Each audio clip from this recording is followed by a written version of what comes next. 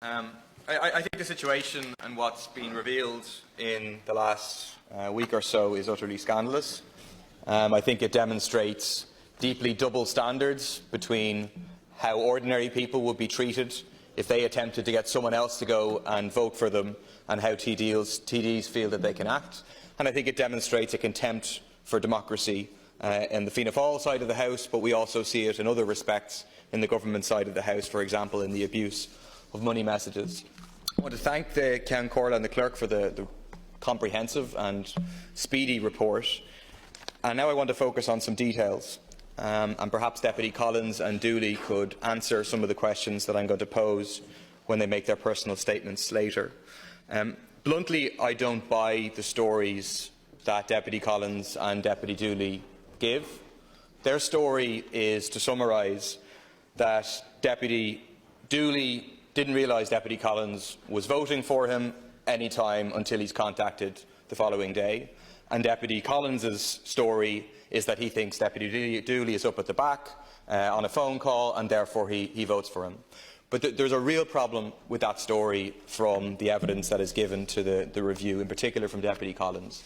And it relates to the question that there was 8 votes on that day, and Deputy Collins only voted for Deputy Dooley on 6 of those 8 votes.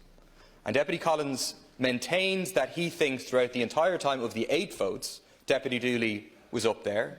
He maintains that he felt they had a kind of informal, ongoing relationship whereby Deputy Dooley being up there would mean that Deputy Collins would vote for him. But he cannot explain why he votes for the first 6 and then he does not vote in the last 2. He is asked about it by Melissa English, who says, if you thought that Deputy Dooley was there and you did not look around, why stop? Deputy Collins says, I can't give an explanation. It is an obvious question, but I can't give an explanation. Something important happens in between the 6th vote and the 7th vote, it seems, where Peter Finnegan asks, at one stage, and it seems at this stage, you took a quick 10-second phone call in the chamber. Can you recall who it was? Deputy Collins says no. He doesn't offer to check his phone, as Deputy Dooley does when he is being interviewed about and questioned about a separate matter. I think the fact that he votes 6 times, he claims to think that Deputy Dooley is still in the chamber, he gets a phone call and he stops, I think that has significance. I think Deputy Collins needs to tell us if that phone call was from Deputy Dooley, if that phone call was about his voting, and he needs to provide an explanation about why he didn't vote on vote 7 and vote 8. The second point I want to raise is that the 5 voting seats that are involved in this question are A14, 15, 16, 17 and 18. They are the first 5 seats there. The question I want to ask is it a coincidence that they are the seats on the very front bench? Or is it related to the fact that the cameras only pick people up on the first 2 benches? And so if someone on the 3rd bench, 4th bench or 5th bench was to be engaged in this practice, it would not be picked up by the camera, we wouldn't have Votegate, and none of us would be any the wiser. And so the question is, are there deputies in Fianna Fáil on the later benches who have engaged in this practice and who just haven't got caught?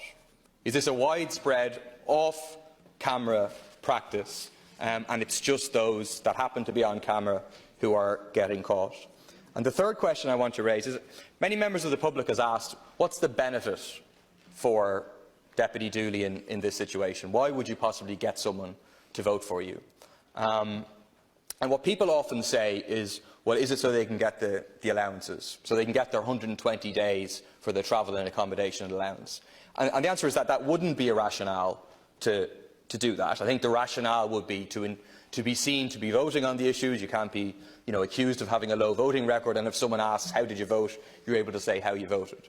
But the question about expenses and the question about the 120 days begs another question, in my opinion, which is that we all know that there is a system for fobbing in here for 120 days a year in order to get your full allowance that is not subject to any camera check, and that is even more open to abuse than the voting system.